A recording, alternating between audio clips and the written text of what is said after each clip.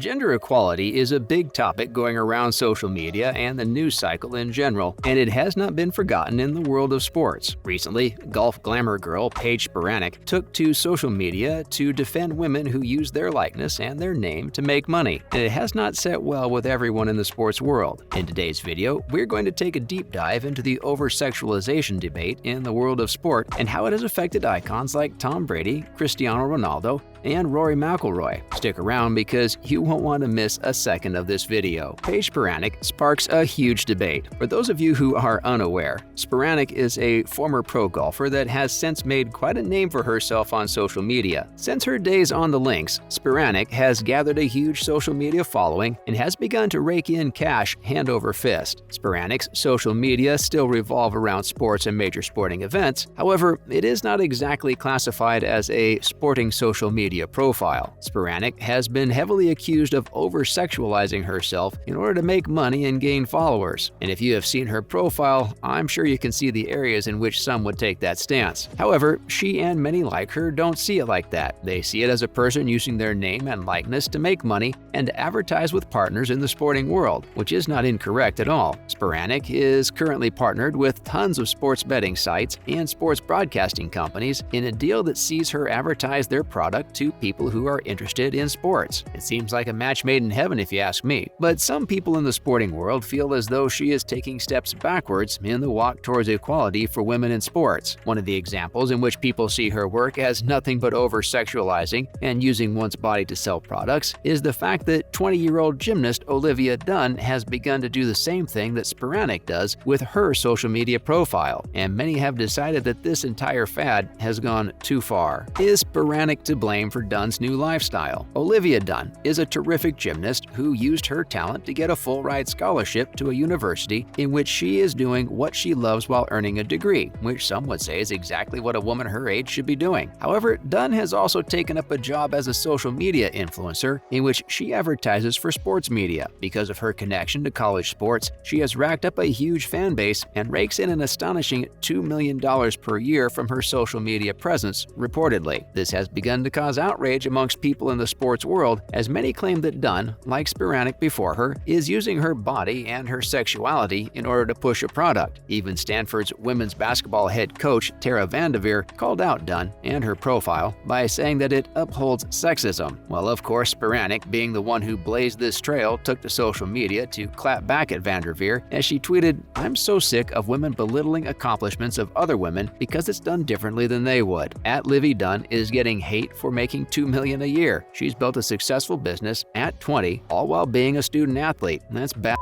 Regardless of your stance on this issue, I think you have to admit that Spiranac, at the very least, has a valid point. What Dunne is doing is pretty astonishing. Imagine being a full-time student athlete and running a side business that is pulling in $2 million per year for you at the same time. I mean, it is completely unimaginable for most people. So the fact that we as a society have to drag her through the mud and call her business illegitimate just because it is unorthodox seems way more sexist than implying that her work is working against women in sports, right? Moreover, the fact that this sort of criticism is coming from other women in sports seems even more backwards to me. If anything, it seems like more women should be supporting women in sports for doing all they can to promote sports. The wider her sphere goes, the more likely people are to watch the sports she actually participates in. Then she gets popular, and the next thing you know, people want to watch women's gymnastics. And the cycle wouldn't end there. If Dunne became something of a folk hero, then consequentially more young girls would begin to try gymnastics, which would grow the sport, which would then improve the quality of life for women in the sport. The short-sightedness on display right now is sort of mind-boggling, and Spiranac was quick to point that out and defend her fellow women in sports. Spiranac shut down the haters. Paige Spiranac posted a video on Twitter recently that displayed all of her thoughts for everyone to hear. And if you haven't heard the video, I recommend that you watch it to get her full thoughts. But to summarize it, she basically explained that women putting down other women is what is holding back women in sports, not the other way around. The lack of support for women in sports from other women is a demoralizing factor that is causing a huge rift in the sport. To quote her, Spiranac said, "People are saying, stop over-sexualizing yourself. You are taking women back. Nobody will take you seriously. I think that is a stinking big pile of